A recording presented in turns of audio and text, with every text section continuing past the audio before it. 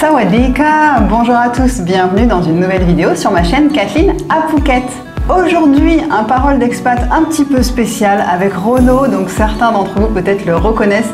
Il va nous expliquer un petit peu son histoire avec la Thaïlande et son parcours en Thaïlande. C'est parti pour la vidéo de la semaine. Bonjour Renaud. Bonjour Kathleen. Comment vas-tu? Très bien. Bienvenue sur la chaîne Kathleen à Phuket. Je suis ravi. Bienvenue dans le studio, bienvenue ici à Phuket. Qu'est-ce que tu viens faire un petit peu à Phuket? Alors à Phuket, je suis déjà venu plusieurs fois. Ouais. Et là, je suis venu faire une vidéo avec un agent immobilier. D'accord. Et j'en ai profité en fait pour te contacter. Et contacter aussi une autre personne qui est sur YouTube, Nico. D'accord. De c'est vraiment voilà. Petites vacances, mais c'est lié à YouTube, on va dire. Lié à YouTube et voilà, donc j'en ai profité, ça me fait vraiment plaisir de faire une vidéo. Moi aussi, donc si vous ne connaissez pas Renaud, explique-nous un petit peu. Donc déjà, quel âge as-tu Renaud? Tu réfléchis. Oui, j'ai 50 ou 51 ans, tu vois. Je reste à 50, c'est bien. Je reste à 50. Okay. Donc j'ai 51 ans, ça fait à peu près 3 ans, ça va bientôt faire 3 ans que je suis ici en Thaïlande. Donc pour ceux qui ne te connaîtraient pas, tu as une chaîne YouTube sur la Thaïlande également qui s'appelle comment? Qui s'appelle Viens en Thaïlande. Avec Renaud. Avec Renaud. Tu vois, je connais mieux ta chaîne que toi. Et donc je trouvais ça intéressant d'avoir aussi le point de vue de Renaud sur la Thaïlande, mais son avis personnel en tant qu'expatrié en Thaïlande, pas seulement en tant que youtubeur également. Bien sûr. Donc toi, ça fait 3 ans que tu es arrivé en Thaïlande. Tu es tout d'abord arrivé à Bangkok. Ton objectif, c'était de venir vivre en Thaïlande. Tu avais déjà comme objectif de quitter la France et venir t'installer en Thaïlande? Oui, alors tu vois comme quoi des fois on donne des conseils et puis on les fait pas soi-même. Bien sûr. Moi c'est vrai que, alors bon, suite à une rupture amoureuse, suite à une reconversion on va dire professionnelle, des grands bouleversements dans ma vie, j'ai décidé de faire une autre vie, de faire autre chose. D'ailleurs j'ai eu une période où j'étais en van life. D'accord. J'ai pris en France? Un fourgon, ouais, en France. Okay. Et je quittais un peu ce monde des humains. D'accord. Et voilà. Et puis, je voulais plus rester en France. Ouais. Et donc, j'ai été en voyage au Mexique. J'avais pris mon billet dans le but d'aller vivre au Mexique. Le Mexique, c'est sympa, c'est joli, en vacances, mais ça m'a pas plu plus que ça. Plus que ça. En plus, déjà que je parlais pas bien anglais, mais je parlais pas du tout espagnol. Donc, c'était vraiment compliqué. Et je me voyais pas vivre dans ce pays. D'accord. Donc je suis revenu en France et j'ai un copain qui m'a dit mais pourquoi tu vas pas en Thaïlande? Il me l'avait déjà dit avant. Tu connaissais pas du tout? Je connaissais pas du tout. Ou en tout cas, ce que je connaissais de la Thaïlande, c'est ce qu'on peut voir dans certaines émissions de télé. Oui, qui n'est pas forcément le meilleur côté. C'est ça. Ouais. Donc j'étais là, non, pour moi la Thaïlande, il y a entre guillemets que à part les filles de bar, qui peut être sympa, mais à part les filles de bar, je vais pas cracher dans la soupe, mais c'était pas forcément mon objectif. Des retraités. Je voulais pas m'amuser. Mais j'avais vraiment la caricature de la Thaïlande où c'était un pays complètement arriéré, que si tu avais des problèmes de santé, tu allais te faire opérer derrière un garage ou derrière un truc. Oui, d'accord. Oui. Et il y avait que des maisons, que des paillotes. Donc j'ai dit bon banco, je prends mon billet. Et je me rappelle, j'hésitais. J'étais dans une période un peu compliquée et ça me redemandait presque un effort, tu vois, de quitter un peu le confort de la France. Je suis arrivé un mois après à Bangkok. D'accord. Et donc mon objectif, c'était de venir en Thaïlande pour y vivre et peut-être rencontrer une femme. D'accord. Dans ma vie, vite fait, j'ai eu 2 grandes relations. Une relation de 15 ans avec ma première femme avec qui j'ai eu 2 enfants. D'accord. D'ailleurs, ça aussi, on pourra peut-être en parler, des sacrifices des fois que tu es obligé de faire. Bien sûr, quand tu es loin de tes enfants et que tu déménages. Après, j'ai eu une autre relation de 11 ans avec une autre personne avec qui j'étais pas marié, avec qui j'avais pas d'enfant. Mais voilà, ça s'est arrêté. Enfin, ça s'est arrêté, c'est elle qui est partie. Mais dans ta tête, tu t'es dit, si je peux trouver quelqu'un avec qui ça se passe bien, une Thaïlandaise, parce que du coup, tu étais quand même... c'est un type de physique qui te plaisait, qui t'attirait? À la base, non. À la base, non? À la base, non. J'ai eu des copines de nationalité. Alors après, donc j'ai eu ma période de célibat. Et j'ai essayé d'avoir... Donc j'ai eu, on peut parler des filles de l'Est, j'ai rencontré des Russes, des Polonaises, une Russe, une Polonaise. Oui, c'est bien. Redescendant. Voilà, pour expliquer que voilà, je cherchais pas. Oui, tu n'es pas venu pour les Thaïlandaises, c'était pas ton objectif. C'était pas mon objectif, mais je venais quand même dans l'espoir de me dire, bah écoute, pourquoi pas, j'entends tellement parler en bien finalement des Thaïlandaises, qu'elles sont jolies, qu'elles sont douces, qu'elles sont féminines. Voilà, j'avais ce bon côté-là, tu vois. J'avais une bonne image. J'avais une bonne image de ça. Et pour te dire même la vérité, je me disais, il faut un visa pour rester. Donc moi je suis venu au début avec un visa étudiant, parce que j'avais pas l'âge d'avoir un visa retraité par exemple. Mais dans ma tête j'étais déjà, pourquoi pas, si je trouve une personne avec qui je suis bien, je me marierai. Et la première expérience que j'ai eue, c'est avant de venir en Thaïlande, j'ai un copain qui m'a dit, écoute, mets-toi sur Tinder. Mets-toi sur Tinder, crée ton profil, machin, et puis localise-toi en Thaïlande et commence à chatter avant. Avant, pour anticiper, hein, pour pas perdre de temps. C'est ça. Ok. Donc déjà, je me suis rendu compte de deux choses. C'est que je m'étais mis 3 semaines avant. Et ben 3 semaines, c'est presque trop long. D'accord. Parce qu'en France, tu es peut-être habitué, tu parles, tu fais connaissance. Ici, en Thaïlande, tu es en contact, tu matches, peut-être que le soir même ou 2 soirs après, tu peux rencontrer quelqu'un. Boire un verre avec la fille, ok. Mais j'en ai quand même rencontré une comme ça, donc virtuellement, avec qui on échangeait, et il y avait un super feeling. Il y avait un truc, en fait, tu peux presque, allez, pas tomber amoureux, mais tu t'accroches. Tu t'accroches, tu t'attaches. En fait, tout était génial. Moi, je venais à Bangkok, je connaissais personne. J'avais déjà cette femme qui m'attendait. Qui est venue me chercher à l'aéroport. Ah oui, vraiment, ouais. Et t'as pas été déçu quand tu l'as vu? Non, c'est toujours un peu moins bien, mais normal, quand on se met en photo, on se met en valeur, tu vois, comme moi aussi, sûrement. Mais voilà, tout allait bien. Et puis, bon, je vais quand même faire court, mais donc ça, c'est à Bangkok, j'étais arrivé le matin, fin de matinée, l'après-midi, elle me dit, bon, j'ai un truc à faire, je te reprends après. Et puis là, j'ai ma mère qui est partie à l'hôpital. Tout de suite à l'arrivée, ça a déjà démarré. Non, mais là, je me suis dit, non, mais je suis dans un film, tu vois. Et bon, mais d'accord, etc. Et puis en fait, plus ça avançait, et pour au final qu'elle me dise, écoute, je suis stressé, je sais pas comment payer et tout. Et là, je me suis dit, mais. Donc, t'avais même pas 24 heures que tu étais arrivé, et la fille te déjà demandé de l'argent. J'ai passé 1 heure ou 2 avec elle. D'accord, oui, donc moins, oui, ok. Voilà, et j'avais les photos de l'hôpital, enfin les factures de l'hôpital déjà, j'avais tout. C'était un truc de fou. Donc je me retrouve à Bangkok. Je me revois encore dans ma chambre d'hôtel. C'est immense, tu vois, Bangkok. J'étais là, tout seul, et presque déçu, comme une mini-rupture, en fait.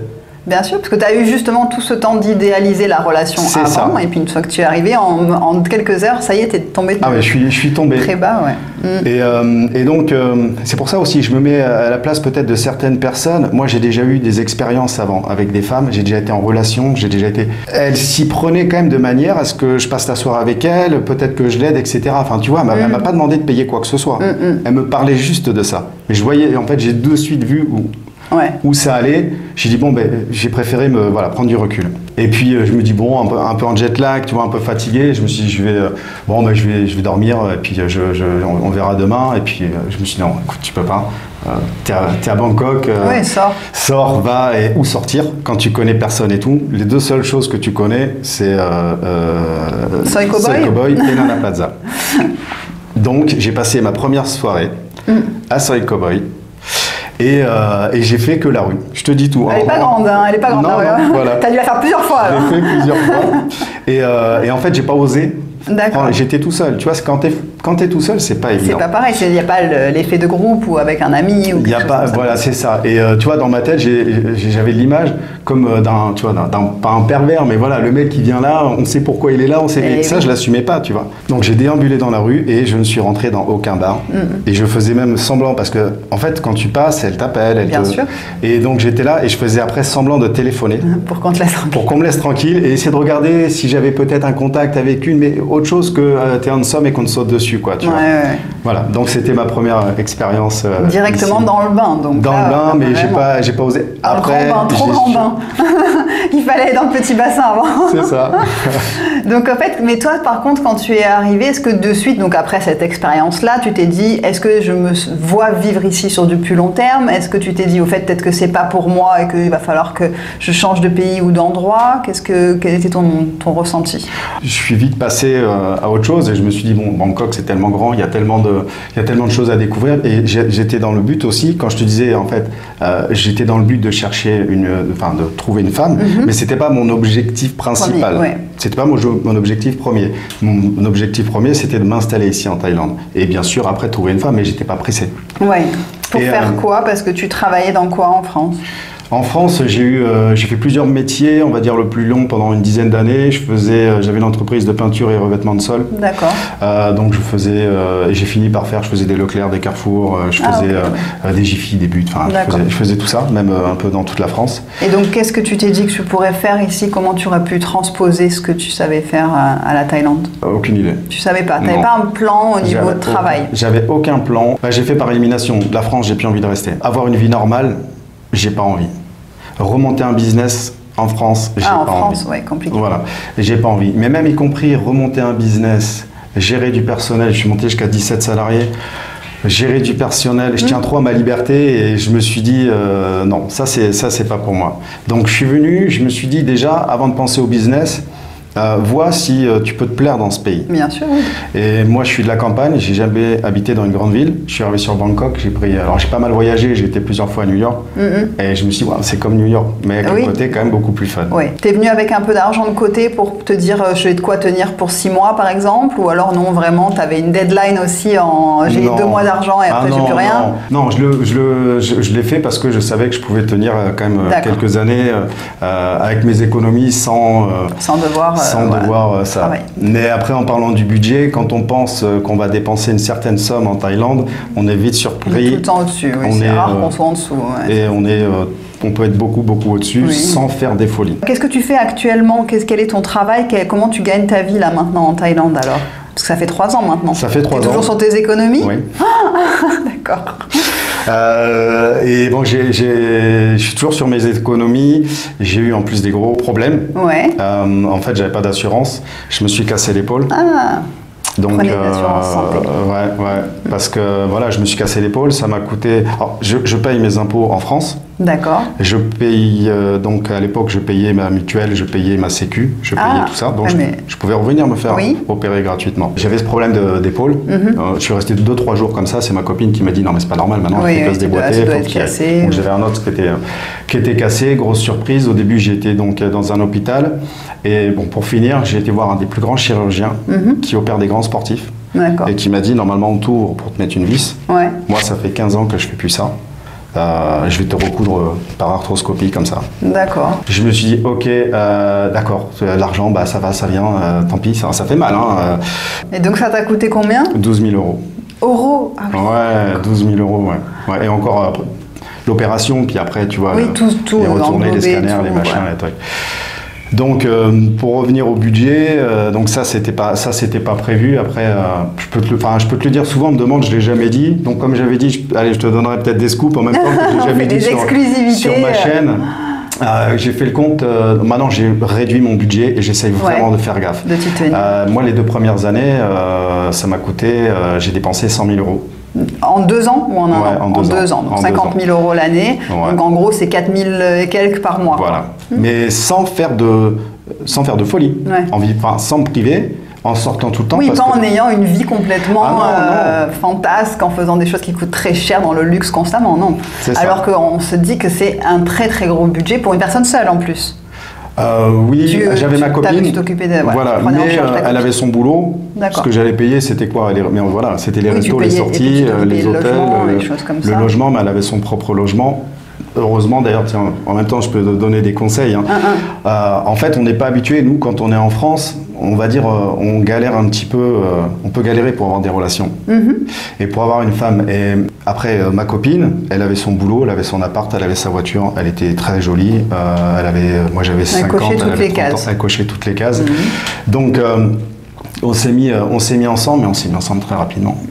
Mais moi, je l'avoue, mais maintenant je fais différent, je dis prends ton temps. Prends ton temps, ouais. Mais à l'époque je me dis non, je n'avais pas envie de la laisser partir en fait. Oui, tu te dis que tu vas peut-être louper la femme de ta vie, peut-être que voilà, c'est super et tout, donc mais très rapidement j'avais tu vois comme un feeling, je lui dis garde, parce qu'elle voulait lâcher son appart et venir habiter avec moi. Oui. Et je lui dis garde ton appart, je garde le mien. Et comme avec je ne veux pas généraliser, mais les Thaïlandaises, de manière en général, la Thaïlande c'est un multiplicateur, ça te multiplie tout. Au niveau de plein de choses. Et au niveau des relations avec les femmes, c'est un petit peu la même chose. Et donc tu vas monter très haut. J'ai envie de dire, avec cette personne-là, ça a été ma meilleure et ma pire relation. D'accord, ouais. tu as vécu les deux moments. Parce que tu n'es plus avec elle aujourd'hui. Non, bah, encore un scoop. Là, je viens de passer 2 jours avec elle après plusieurs mois. Voilà. Mais parce que. En fait, c'est reparti? Non, c'est pas reparti. C'est juste un petit retour de flamme, mais en fait, elle lâche pas. C'est très difficile moi, ça a été très compliqué. C'est toi qui as mis fin à la relation? Ouais, c'est moi, ouais. C'est vrai que c'est rare que ce soit les femmes ici en Thaïlande qui mettent fin à la relation, parce que quand elles trouvent un farang, elles ont trouvé une sécurité pour elles, surtout s'il est gentil, s'il s'occupe bien d'elles, etc. Donc pour elles, c'est rare qu'elles arrêtent, à part s'il se passe des choses un peu graves, mais... Ouais, donc après, il y a aussi d'autres femmes qui peuvent arrêter s'il y a aussi ce catégorie. S'il y a mieux, s'il y a mieux, tu vois, compétition, il y a la compétition. Non, là, c'était pas dans ce cas-là, mais voilà, je vais pas rentrer dans les détails de cette relation, mais ça a été vraiment très compliqué, très fort, et je suis pas le seul à passer par là. Et tu vois, à un moment, je faisais moi aussi une interview avec une personne, et comme on est maintenant, tu vois, on a nos téléphones posés comme ça, et donc le gars, il était avec une Thaïlandaise, et je fais l'interview avec lui. Il m'a pris peut-être 10 fois en photo, une demi-heure pour dire on est là, on est au café, là maintenant on est dans le lobby. Il me montrait à moi sans arrêt. Il pose le téléphone, on fait l'interview, une demi-heure. Il reprend son téléphone, il me montre en rigolant, il me dit ouais, regarde, 30 messages. Donc ouais, t'es où bébé, machin et tout. Et après, fuck, elle l'insultait en message et tout. Il décroche et l'autre, elle pète un câble. Parce qu'il n'a pas été joignable pendant 30 minutes en fait. Mais moi, j'avais ça aussi. Et moi, quand j'ai eu ça, j'ai arrêté. D'accord. Et là, quand lui, je lui dis ah, mais ça fait combien de temps que t'es avec elle? Devine. 2 mois. Ouais, 4 ans. 4 ans? 4 ans. Ah, merde. Donc ça fait 4 ans qu'il se tape ça tous les jours dès qu'il fait quelque chose. Oui, il y en a, ils sont motivés quand même. Hein. C'est ça. Parce que le truc, après c'est mon avis, mais je pense que moi je suis une femme, donc je ne suis pas confrontée à ça, mais je me dis en tant qu'homme, tu as tellement de choix de femmes ici, que s'il y en a une qui est dure à gérer au quotidien, change en fait. Et parce que je pense que pour les hommes, c'est pas aussi facile, j'ai l'impression. Je pense qu'il y a beaucoup d'hommes qui sont tellement en misère affective, et plus en France, quand ils viennent là, parce que tu as ces mauvais côtés, mais il y a tellement d'autres bons côtés qui vont compenser. Oui, c'est vrai. Donc tu vis tellement des belles choses. Tu retrouves une femme, que ça soit dans la cuisine ou dans la chambre, tu as une femme qui est bien, qui est parfaite pour toi. Tu passes des bons moments, des super moments que tu ne connais pas en France. Que peut-être que tu connaissais avant, enfin je sais pas, tu vois. En plus, je veux pas non plus m'étendre sur le sujet, mais je comprends en fait qu'après on ait du mal à arrêter cette relation. Tout ça, ça dépend des personnes. Bien sûr. Il y en a plein qui s'en foutent. Et je me rends compte avec le temps qu'il y en a beaucoup qui rentrent dans l'arge, mais moi c'est peut-être ce qui me fait peur aussi, parce que moi je suis bien tout seul. Je suis bien quand je rentre dans mon appart, Tu sais, quand tu es en relation, tu as une relation de couple, tu t'impliques, tu es à deux, tu fais pas ta vie, ce qui est tout à fait normal. Moi c'est comme ça que j'ai vécu mes relations, tout le temps. Mais au bout d'un moment, ça peut être un peu fatigant, et avec une Thaïlandaise, ça te pompe une énergie de fou. Enfin, mon expérience et les personnes avec qui je peux discuter. Et est-ce que le fait de se dire, peut-être en tant qu'homme, je ne veux pas d'une relation longue, donc du coup je vais avoir quelques copines à droite à gauche, sans m'engager vraiment, est-ce que ça, tu crois que sur le long terme c'est durable, ou est-ce qu'au moment il y en a une qui va s'accrocher plus et qui va vouloir plus, et du coup tu vas pas pouvoir dire non en fait? Parce que moi c'est ce que je me dis des fois, je me dis les hommes, pourquoi ils s'embêtent à se trouver une nana, à vouloir se mettre en couple alors qu'elle n'est pas forcément super sympa? Garde-en plusieurs et amuse-toi, passe du bon moment, et puis c'est tout en fait. C'est ce que je fais en ce moment. Voilà, ok, d'accord. Mais dans ta tête, tu gardes quand même l'espoir, j'imagine, de retrouver celle qui sera peut-être mieux et te remettre en couple. Je sais pas, ça c'est le... C'est en ce moment ce que tu vis. C'est peut-être mon gros problème. Je suis vraiment en train de me poser la question. En fait, la personne que je suis aujourd'hui et la personne que j'étais avant de venir en Thaïlande, voilà, c'est plus du tout la même. D'accord, oui, ça t'a changé. Et tu es toujours à Bangkok ou tu as changé d'endroit? J'ai changé d'endroit. Je suis parti me mettre, j'aime bien dire ça souvent en rigolant, au vert. Je suis parti me mettre au vert à Chiang Mai. Voilà, Chiang Mai. Bangkok, c'est une ville fabuleuse. Après, ça pompe beaucoup d'énergie, tu vois. C'est bruyant, mais c'est une super ville. Je restais à Bangkok aussi parce que j'avais ma relation. Donc après, j'avais plus besoin de rester à Bangkok. J'ai voulu aller à Hua Hin parce que j'y allais souvent en vacances. Et puis j'aimais bien. Ouais. Alors c'est calme, oui, il y en a plein qui disent ouais, c'est un EHPAD à ciel ouvert. Ce qui peut être un peu vrai, mais moi ça me dérange pas du tout. Des fois, même à la terrasse des cafés, je préfère avoir des personnes qui ont 65, 70 ans. Calmes et puis voilà, si tu veux sortir, tu as une petite vie nocturne et tout. J'ai passé un mois, mais je me suis dit non, c'est pas pour moi. Et donc Chiang Mai, j'ai un peu voyagé partout en Thaïlande, mais j'y avais jamais été. Donc je me suis dit, écoute, maintenant tu vas aller te mettre au vert. Tiens, je vais te donner un autre scoop, tant qu'on y est. Tu vas aller te mettre au vert à Chiang Mai. Donc j'ai réduit même tout ce qui est sorti. Ouais. Tout ce qui est, parce que même après moi aussi, je rencontre des abonnés, mais à chaque fois, on boit une bière, et puis on boit une bière, on en boit deux, puis des fois, ça. Mais c'est comme presque la personne qui tient un bar. Si à chaque fois qu'il a un nouveau client, boire à chaque fois, bien sûr, tu t'arrêtes plus jamais. Et donc, au final, la plupart du temps, il y en a qui vont se reconnaître. Les rendez-vous, c'était au café le matin, comme ça, au moins, je sais qu'il n'y avait pas de débordement. Et puis voilà. Donc, j'ai été à Chiang Mai, et donc le scoop que je veux te donner, c'est que je pense aller faire une retraite dans un temple d'une semaine.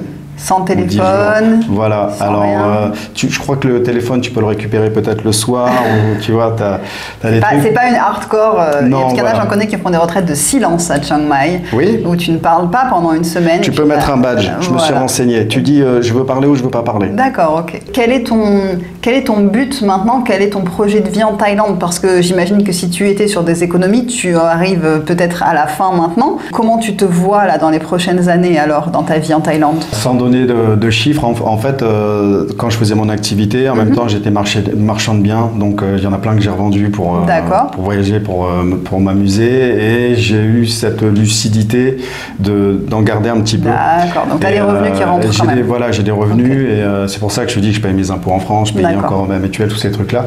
Donc j'ai ça, et au pire, je serais pas...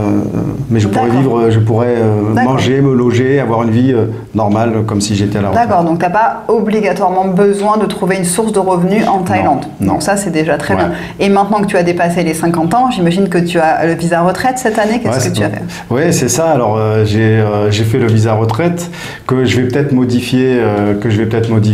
En fait, je suis à la retraite, mais j'ai des projets dans ma tête. Après, voilà, je vais peut-être changer. Est-ce que je crée une compagnie? Est-ce que je fais d'autres choses? Enfin, voilà. Tu verras bien. Je verrai bien. Mais l'avantage que tu as, c'est que tu n'as pas cette pression financière. Cette pression de me dire, si dans un an, j'ai pas créé mon business ou voilà, j'ai pas démarré quelque chose, je peux pas rester en Thaïlande. Et là toi, donc comment t'es venue l'idée de développer une chaîne YouTube ensuite quand tu étais ici? Tu avais envie de partager ton expérience? C'était pour parler de toi? C'était quoi ton but? Ça a été un concours de circonstances. J'avais déjà voulu créer une chaîne quand je faisais justement ma van life et tout, je faisais ça. Oui, ça c'est vrai que ça peut m'intéresser. J'avais démarré, et puis après je suis venu en Thaïlande, donc j'avais arrêté la chaîne, et je me suis dit tiens, pourquoi je la démarrerais pas? Puis un concours de circonstances a fait qu'il y a une personne qui m'a dit qui voulait faire la chaîne avec moi, et après on a arrêté tous les deux, et moi je l'ai repris. Et même quand j'ai repris la chaîne, en fait c'était ça, je connaissais personne à Bangkok, et je me retrouvais avec une chaîne à devoir aller interviewer des gens, à devoir parler de Bangkok ou de la Thaïlande. Mais ça faisait que quelques mois que j'étais là. Oui. En fait, je me suis dit, bon, mais c'est pas grave, qu'est-ce que t'as? J'ai toujours un peu fait comme ça dans la vie. Ok, bon, t'as la chaîne, après tout, pourquoi pas? Je connaissais 2-3 personnes. Est-ce que tu veux faire une interview? Est-ce que machin? Et puis après, c'est reparti comme ça. D'accord. Et puis, je me suis pris au jeu, j'ai parlé de ma vie ici, comment ça se passait. Quand j'ai eu mon accident de l'épaule, j'en ai parlé. Et je me suis dit, la vie que tu fais, tu peux conseiller des gens ici sur l'expatriation. Alors c'est vrai que je suis encore dans la période amoureuse, on va dire, de la Thaïlande. C'est-à-dire que des fois j'ai des commentaires, ouais, toi t'es un bisounours, la Thaïlande, tous les Thaïs sont gentils, tous les Thaïs machin et tout. Déjà, par nature, je préfère voir le bon côté des choses. Mais c'est pas de la naïveté non plus. Et oui, les Thaïlandais, ils sont gentils, ils sont souriants. Il y a des mauvais... Bien sûr qu'il y en a aussi qui doivent être cons, tu vois, comme dans tous les pays du monde. Mais voilà, j'aime cette légèreté. Et puis peut-être que le fait j'ai vu un commentaire comme ça, ouais, mais tu comprends pas leur langue, si tu savais ce qu'ils disaient sur toi. Écoute, c'est très bien. Je le sais pas, je l'entends pas, parce que même moi ici, en étant venu là, on parle souvent des expats. J'ai des expats qui se reconnaîtront dans la vidéo, que je vois encore régulièrement, même de mes abonnés, certains qui sont devenus amis, que je revois, et j'en ai d'autres. En fait, quand ils me voyaient, tout allait bien. Dès qu'il y en a un qui quittait le groupe, il se faisait saquer. Et moi, on allait dire que, de toute manière, lui, il va tenir 6 mois ici, sa copine, c'est un ladyboy. Enfin, et tu vois, après, tout ça, ça me revenait aux oreilles. Et c'est des amis, un Canadien aussi, enfin d'autres personnes que je n'ai pas nommées, mais qui m'ont dit fais attention. Donc c'était plus des déceptions que tu as eues au niveau amical et relationnel, social. Ouais, je me dis mince, ça existe en France, ça continue ici en fait. Et est-ce que tu as réussi là maintenant? Ça fait combien de temps que tu es à Chiang Mai? Ça fait 3 mois. 3 mois, donc c'est très récent, mais est-ce que tu as retrouvé une petite communauté francophone là-bas? Est-ce que tu vois une différence avec les francophones de Bangkok ou pas encore vraiment le temps de voir tout ça? Alors je ne veux pas tout généraliser parce que j'ai rencontré des personnes sur Bangkok qui sont très bien, avec qui je suis toujours en contact. Donc Chiang Mai, pour l'instant, est-ce que j'ai le recul? Pas le recul, mais tu vois, par exemple, j'avais été à Koh Samui, j'ai vu une communauté de Français qui commençait à se tailler un peu. Et ça m'a fait halluciner. À Chiang Mai, je vois des retraités qui se réunissent tous les mercredis, que d'ailleurs certains j'ai interviewés. Voilà, c'est bon enfant, c'est machin, personne ne dit de mal de rien, ils vivent simplement. J'ai une ou deux personnes aussi avec qui j'ai sympathisé, et curieusement, en fait, ils ne vivent pas avec des expatriés. Et donc là, pour toi, tu as l'impression que là, Chiang Mai, c'est un endroit qui va te convenir pour du plus long terme, ou est-ce que tu te dis, tiens, je teste sur 6 mois, puis on verra bien ou... En fait, tu vois, moi je suis du genre, j'arrive à Bangkok, ouais, c'est génial et tout, puis après, oh non, ça va pas. C'est pour ça que je te dis, est-ce que c'est quelque chose là, qu'est-ce que tu ressens sur... Alors, ce que je ressens en fait, et c'est ce que je conseille d'aller voir Chiang Mai, pour moi c'est sous-côté, les gens ils n'y vont pas parce qu'il n'y a pas la mer, parce qu'il n'y a pas la fête, c'est magnifique. J'ai été faire un road trip en scooter, les 1800 virages, je voulais louer une moto, mais même pas, j'ai gardé mon scooter. J'ai été faire ça sur donc 700 km, sur 4 jours. En pleine montagne, enfin fabuleux. C'est très nature, Chiang Mai, ça c'est très nature. J'adore. Donc Chiang Mai, ça a ce côté qui est bien. C'est une période de ma vie où comme je te dis, j'ai envie de me mettre au vert, mais c'est réel. Est-ce que tu retournes régulièrement en France ou pas du tout? Tous les 6 mois. Tous les 6 mois, d'accord. Donc 2 fois par an, tu retournes en gros. Mais je vais le faire moins. Ça aussi, c'était dans le budget, tu vois, que les billets d'avion, j'avais fait venir ma copine aussi. Je me demande si, au début, on n'a pas besoin de tous les 6 mois venir et peut-être après se passer. Mais ça me faisait plaisir de rentrer en France et puis au bout d'une semaine, j'en avais déjà marre, je voulais vite revenir en Thaïlande. Et là, non, là, je vais rentrer par obligation. Mais, tu as des enfants aussi, tu disais, ils ont quel âge? Donc j'ai une fille qui a 25 ans. D'accord, ils sont grands. Et un fils qui a 17 ans. Donc ça fait aussi partie, comme je te disais au début de la vidéo, des sacrifices. Tu es obligé de sacrifier Alors, obligé, ça dépend de ta situation. Tu es retraité, mais tu es obligé de sacrifier des choses. Même les retraités qui viennent, ils ont peut-être des enfants, ils ont peut-être des petits-enfants. Ils sont obligés de... Tout à fait. Oui, le bon côté, vous viendrez voir papy, mamie à la maison, ici en Thaïlande. Freine beaucoup de gens aussi. Tu casses un lien quand même quelque part. Bien sûr, c'est pas tous les dimanches on va manger chez mamie et papy. Non, ça n'existe plus. Est-ce que tu sens que tes enfants, ils ont compris quand même les raisons qui font fait que tu es parti et qu'ils l'acceptent maintenant sans problème? Ils l'ont accepté dès le début. Ma fille a fait sa vie, elle avait son copain, machin, donc pour elle, ça lui posait pas de problème. Et mon fils, juste, mince, ça le fait chier, son père il s'en va à 10 000 km, il peut pas le voir autant qu'il le voyait. Mais en fait, la plupart du temps, en fait, quand j'allais le voir au foot, je faisais le chauffeur, je faisais le truc. Non, il passait du temps avec mais il passait du temps avec ses potes. Il arrivait à un âge. C'est bon, papa, content que tu sois là. Non, mais ils étaient grands, c'est pas un âge forcément où ils ont encore besoin de leur papa et d'une présence vraiment importante. Je pense que j'aurais pas pu le faire, j'en sais rien. Mais... Tu sais pas, oui, ça c'est certain. Et donc là, il n'y a pas de projet pour toi de rentrer vivre en France. Pour l'instant, vraiment, toi, ta vie est ici.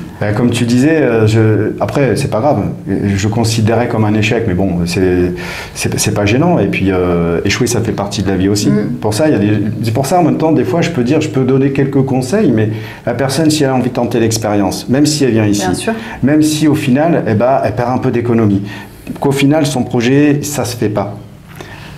Elle aura peut-être une vie, il aura tenté, il aura fait quelque chose. C'est mieux de tenter que d'avoir des regrets de ne pas l'avoir fait toute sa vie, de se dire si j'avais été en Thaïlande, est-ce que ça se serait bien passé, etc. Non, c'est sûr qu'il faut laisser les gens faire leur expérience par eux-mêmes, même si on peut les aider, les guider, leur donner notre expérience, notre avis, nos conseils au maximum, mais après chacun fait sa vie et chacun fait ses choix et est responsable de ses propres choix, donc c'est pas à nous d'être responsables. Écoute, je pense qu'on a vu un petit peu un côté de toi qui était intéressant aussi pour tes abonnés, pour retours aussi des gens qui sont intéressés pour venir en Thaïlande et d'avoir une expérience qui est vraiment différente, parce que tu as bougé, tu as été à d'autres endroits. On n'a pas parlé de Phuket dans cette vidéo pour une fois aussi, donc ça change aussi.